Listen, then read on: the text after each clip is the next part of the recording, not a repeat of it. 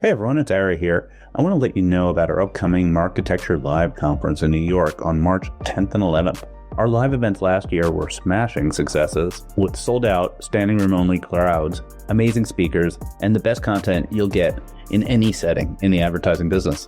This year, we've expanded to 2 days and over 1,000 attendees. So it's the must-attend event for the doers and thinkers in our business. You're going to learn something at this event. The speaker lineup has just been announced, and it's really strong, and we're just getting started. So we announced Sophia Colucci, the CMO of Molson Coors, Neil Vogel, the CEO of People, Joanna O'Connell, the Chief Intelligence Officer at Omnicom, Jeremiah Owang, the General Partner at Blitzscaling Ventures, he's an expert in AI, and Lance Armstrong, the General Partner at Next Ventures. Get your tickets now. Early bird ends soon. So your tickets are available at marketecturelive.com. That's marketecturelive.com. And we have special deals for brands, agencies, and publishers while tickets last. So we're going to sell out, so you want to get your tickets.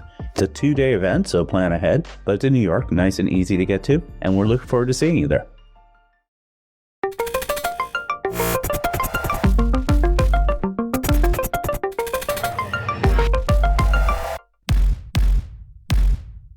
So let's start with PayPal. So give us what is PayPal nowadays? You've got like a lot of brands, a lot of products. Give us a refresher.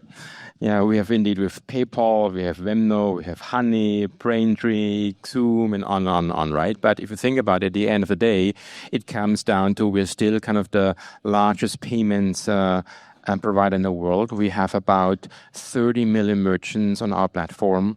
With about 30 million merchants. 30 million merchants, 400 million consumers. We see about 1/3 of all online transactions globally, which means we see much, much more data than a Walmart or one of my former employers, Amazon. So it's really incredible if you think about it, how much data we have access to. And I think the big point here is from an advertising perspective, we're sitting horizontally across all the merchants. We're not just seeing what happens on one single merchant, but again, across all the 30 million. And that makes us a really unique kind of proposition from a data perspective. Right. And I think related to that, one of the challenges with this commerce media, retail media explosion has been fragmentation.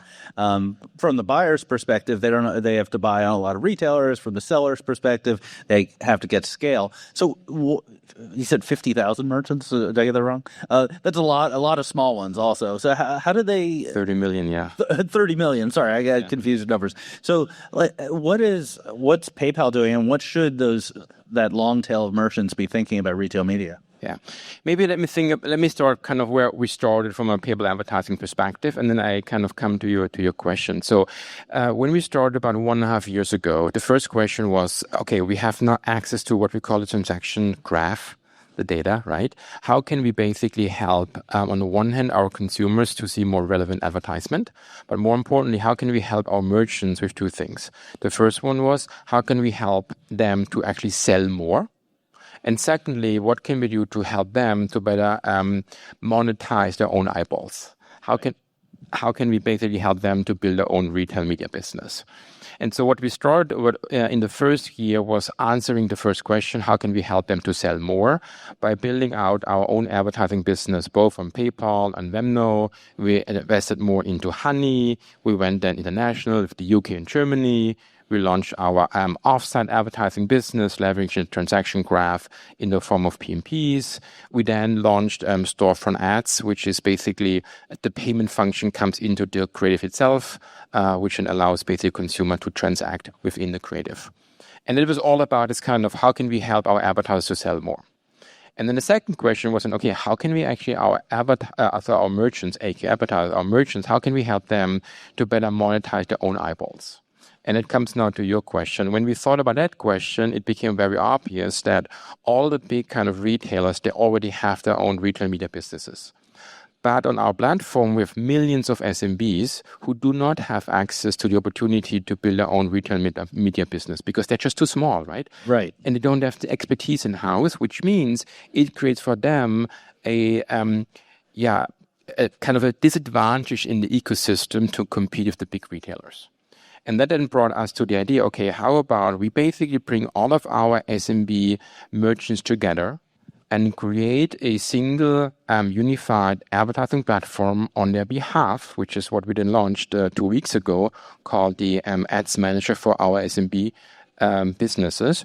And that now brings all the media together in one single buy that from an advertiser perspective gives them the opportunity for the very first time to actually buy into media that was inaccessible in the past, audiences that were unreachable to them in the past.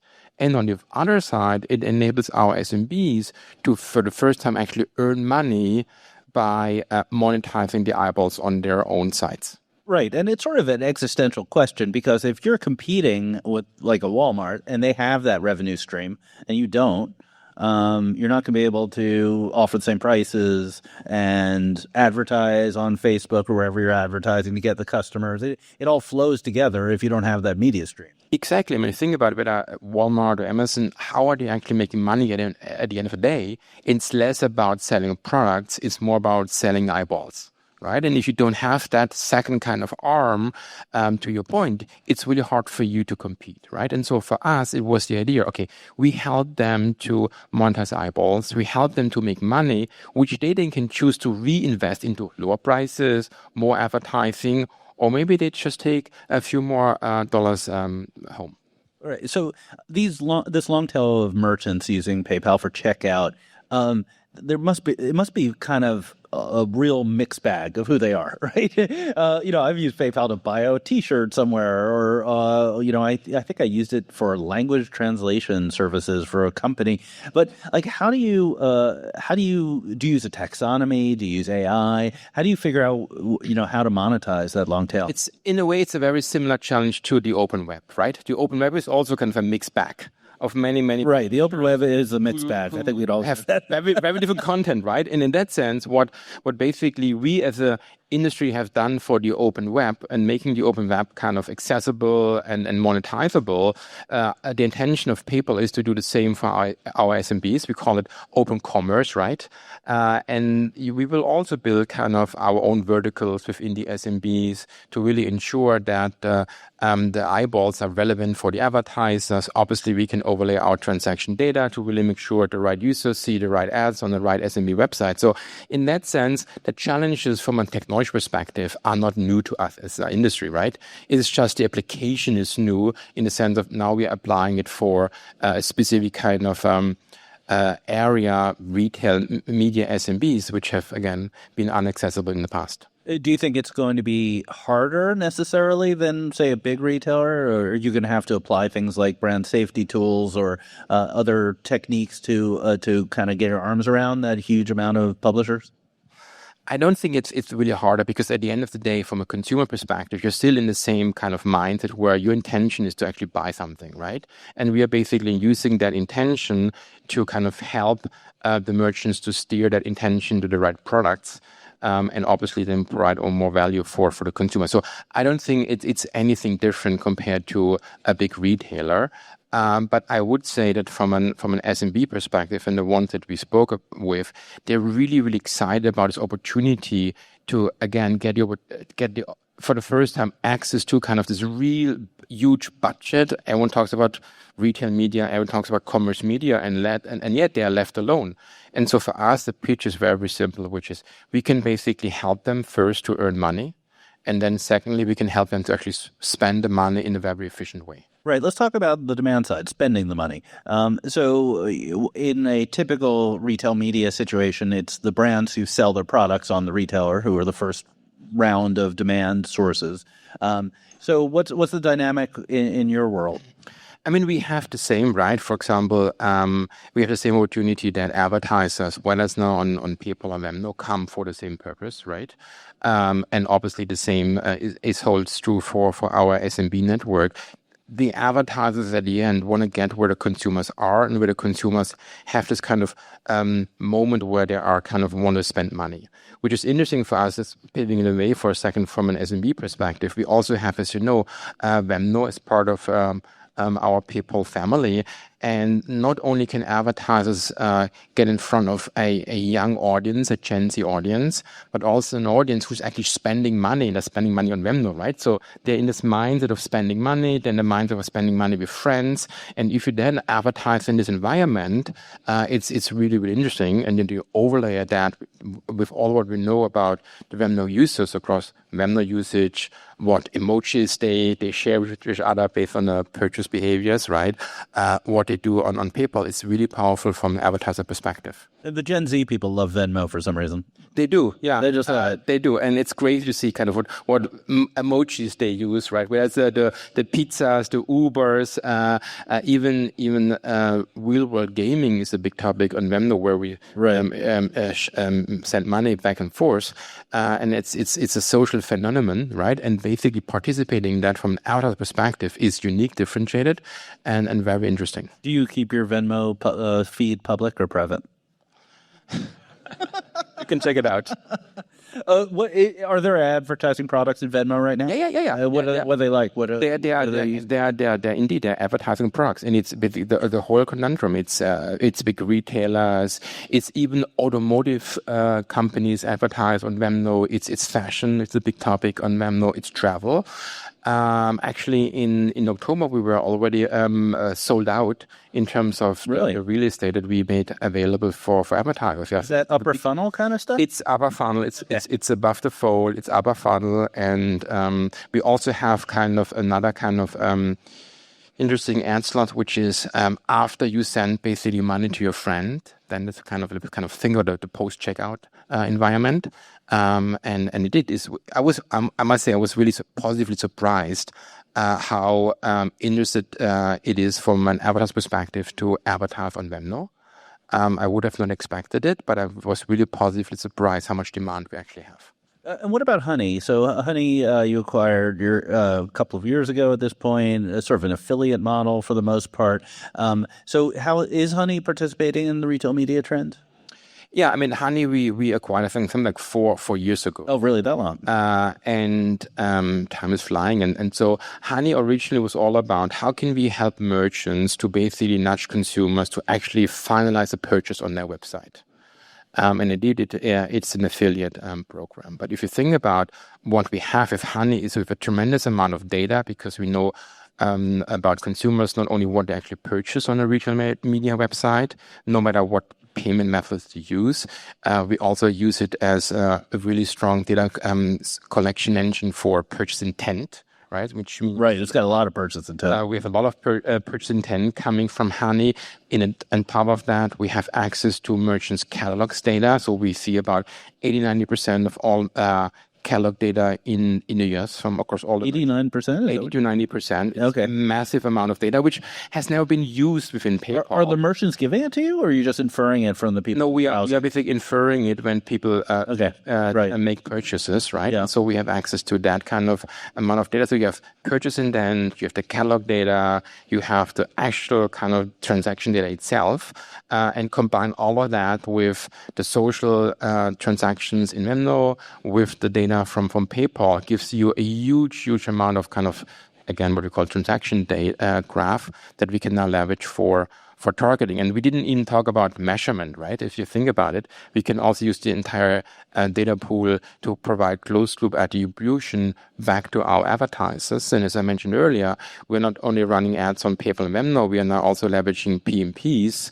right, to run campaigns offsite. So we can even run a CTV campaign and then measure the impact of CTV with the transaction graph for the advertiser. So effectively, that's like an audience extension play, offsite marketing. Do you disclose who you work with for that? On the SSP side, we're working with the Pragmatics and the Magnets of the world, and from there, you can make it available in any DSP. Sounds like you should own a DSP. 1.5 years in, so let's see what happens next, right? Yeah. So, but you bring me to a really interesting point, which is I am unemployed as of. We're in touch with Joe, indeed. But the interesting point about that is one of the cool things about PayPal is that as we're sitting across all the merchants, right, we can actually show advertisers not only how a single merchant is performing, but also how they are performing across all the merchants. aka we can show them market share analysis, and we can share with them how market share is actually evolving depending on how much money they spend and where they spend the money. And that's interesting because typically the conversation on the advertiser side starts with the CFO, not the CMO. The CFO is the first one who actually decides how much money the CMO is allowed to spend. And that is defined typically on what's the market share and what can I do to grow my market share and how much money do I need to spend to grow my market share, right? And so the first question is, what's the market share? How can I grow market share? And to answer that question, you need to sit across all the merchants, which is what we do. You can't just be one single merchant. So we can help to answer this question from a CFO's perspective. And then the second question is, once the CFO has decided how much to spend, he then gives the money to the CMO. The CMO of the agency is deploying the money. And then the question becomes about things like incrementality, right? And that's where we can, again, help because of the transaction data to then basically help the CMO, the agency, to decide where to basically best spend the money on which merchants. Right. You sort of have it both ways in a way, because you can offer the brand, the manufacturer of the product, this insight into what retailers they're potentially reaching a consumer in, but then you actually take the affiliate fee from the retailer. All right. Yeah, on the honey side. On the honey side. But we can even go to a merchant and say, from our knowledge, right? Do you think that you are kind of underinvested from a specific category or brand compared to what we see is happening on other merchant sites? Right. And then of course, if the retailer is using one of your products for checkout, that's a different source of telemetry about what's going on, right? So maybe to this point, sure. It's a really, really interesting point, because we have a lot of conversations right now with our merchants, which is basically, hey, if you basically implement PayPal, give us more presentment, it means we have actually more transaction data, which we can then leverage to help you to grow your retail media advertising business. Yeah. And so again, that's why we can not only help on how can we help merchants to sell more, we can also help merchants to make more money by improving their retail media business. Right. It's also kind of a unique position, because if you think about your counterparts in the financial services world, the payment folks, they don't have as many chips on the table to play with, right? And various different strategies in the area. I want to turn the conversation to AI and Agentic, because that's actually in the title of our talk. We haven't talked about it yet. So what are you working on in the AI Agentic world? And also I'm going to ask you what your vision is for the whole thing. You can take it in one, you can do one or the other first. Maybe let's start with what we're doing right now, right? And a few things. So the first one is obviously, if you think about agentic commerce, it also means that we as a consumer, we need to get used to making purchase decisions in a very new environment. An environment which we as consumers are not used to make such purchase decisions, where we eventually even outsource the decisioning to agents, which is actually pretty similar to 20 years ago when PayPal was created in the first place, where suddenly we were starting to basically make purchases online. And then you need someone you can trust if you actually make such a payment online, which was PayPal, right? PayPal was originally all about how can I make an online transaction with someone who actually I can trust and I can rely on.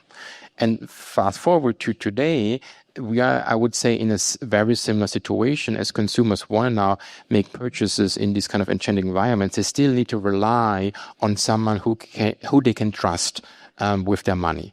And hence, we are working now with all the agentic players to basically integrate PayPal and to provide that trust in this kind of agentic environment, so the consumers have as little kind of doubt that they now should actually spend in such new environments. That's the first one.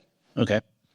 And the second one is, in addition to the integration into these platforms, is how can we now actually even kind of expand the tooling or the tools or the utilities that are currently provided in commerce environments. And in many cases, what we see is right now from a consumer perspective, you might get a really strong recommendation on what you should actually purchase. Let's say you want to buy a new TV screen, right? You can go into an agentic environment, you get some recommendations, you should buy brand A or brand B. But actually making that purchase is still quite struggling for you. You need to then go to a merchant website, search for the same brand, and then eventually you buy outside of the commerce environment, at least as of today. Sure. And with Honey, right, we can basically collapse that process by giving the consumers the opportunity to basically, from almost within the agentic environment, make the purchase. And that obviously then is much easier from a consumer perspective, increases the conversion rate from a merchant perspective, increases the value for the agentic commerce provider. And so I think it's a win-win situation by leveraging what we have within PayPal, the catalog data, the relationship to merchants, the trusted kind of payment processing capabilities, and bring all of that together and basically kind of help to get agentic commerce to next level. It seems like there's three parties, either two or three parties involved. There's the AI provider. The consumer's going to choose who they want to use. Then you have to have the products in the catalog, and then the third is you have to check out. And sometimes the second two are combined. We just saw, I think it was last week or the week before, there was news that OpenAI and Walmart were doing something, which I assume is both 2 and 3. Do you think that's going to continue where the AI providers are going to have a bunch of partners to enable commerce? I mean, the question is are these kind of commerce provider, agentic commerce provider, are they going into logistics, yes or no? Right? And if Walmart is, but not everybody. Again, but if the agentic commerce providers are not going into logistics, you obviously have to then partner with someone who can do the logistics, right? Which is what we've seen last week. And then the question again is, to your earlier point, you have to have someone who is doing the recommendation, what product to purchase. You have to have someone who's providing the logistics, and you have to have someone in between who's taking care of the payments and all of that. And that's, again, where we come into place and where we help to bring the other two parties together. Right. And when we think about what we were talking about earlier, this long tail of merchants, they have no ability to do any of that, right? They just want to sell something, and they're seeing, I'm just putting words at your mouth, they're seeing AI as sort of a replacement for search. It's just another way to find the merchant, right? And they need that transaction to happen anyway. Yeah, exactly. And again, to your point, right, they don't have access to what the big players have access to. And in that sense, by enabling them to participate in this game, right, and giving them some tools to do so, in a way, it's almost kind of helping to democratize a little bit the access to AI and the power of AI, the power of accessing retail media spending, monetizing eyeballs, all that. I think it's great to see how we are trying to balance a little bit so that we, at the end, don't just have a few kind of very big players and no one else, helping the SMBs to thrive in this new kind of world. Well, part of the way I framed the AI conversation, maybe you don't agree with, which was I was thinking you have a mainstream AI provider like OpenAI or Gemini, you search for products, and then someone like PayPal makes it happen. Mm-hmm. Do you think that's going to be the dominant model, or do you think people will go to, let's say, their Honey toolbar and use that for shopping entirely? I guess they will do both, right? In many cases, they might actually go to one of the big players and then they have PayPal to do the rest. And then there may be more specialized use cases where then they go to Honey, right? And everything happens with Honey. I don't see a world where you only have a universal agentic commerce provider for everything and anything. It's more likely you do in one, maybe 70% of your stuff, but then there's still 30% where you shop somewhere else. And that's where you then go into more the specialized players, such as Honey, right, who are then subject matter experts for a specific area. Yeah, and despite Amazon's dominance, shopping is pretty fragmented. Google Shopping, all the other places. So we've been using actually the word agentic a little loosely. We've been sort of saying AI and agentic. Agentic technically is where an agent is doing stuff for you. And we've published at Marketecture a couple different articles on this subject. One that said, no, it's never going to happen. The other one is like, yeah, actually it might happen. How do you feel about this idea that a consumer is going to literally outsource some of their shopping to an agent? I mean, we all don't know how much we will trust agents in the future, right? And if so, I'm sure we start with just the commodity products, right? Restocking my milk or whatever it may be, right? But if you really want to buy a new whatever suit or so, we may still want to have the final decision, right? Right. I'm not trusting an agent for. I might assume that the agent is going to provide us recommendations, right? But at the end, the final decision maker, I'm sure, is still us, and hence, it's not just a rational decision; it's also a decision based on emotions. Trust, as we spoke earlier, is still going to play a big part, right? So. It reminds me a little, maybe it's a weird metaphor, but Amazon had those buttons they were selling for a while where like if you ran out of Tide, you just had a Tide button and you'd press it, and it failed because like it just feels weird. People have sort of a lot of risk whenever they buy things. They are conservative. So to close out, tell me what you think the world of commerce looks like, 5 years from now.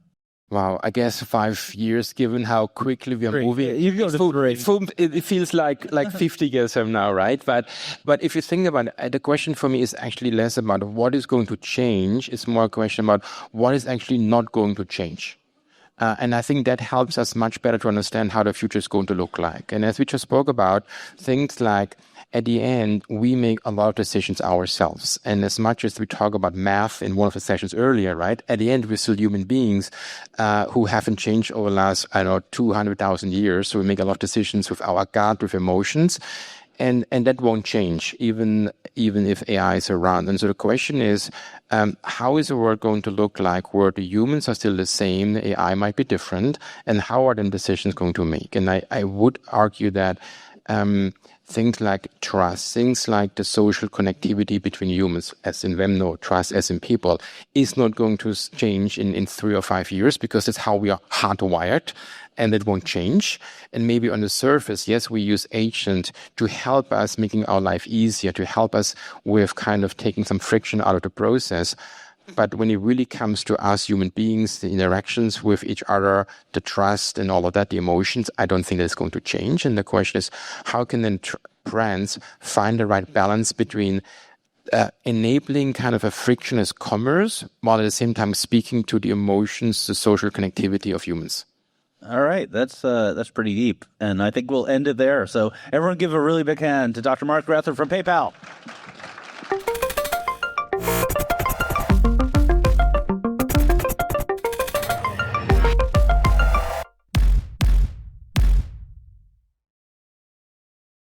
Thank you for listening to the Marketecture podcast. New episodes come out every Friday, and an insightful vendor interview is published each Monday.